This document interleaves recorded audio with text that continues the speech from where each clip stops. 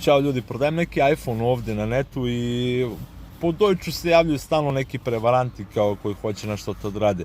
Nebitno, skratim priču, ja sam mu poslao link gdje je kliknuo, ja sam vidio koji uređaj koristi sve, koliko ima baterije, koja lokacija i sve to. Dobio sam koordinate i našao sam. I snimio sam screen recording i poslao sam mu, evo ga klip.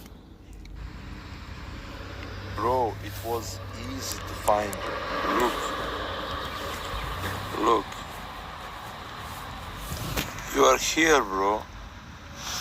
You are here. Look. I don't know, Street View. Oh, it's not possible here. But you live here, man. What's wrong with you?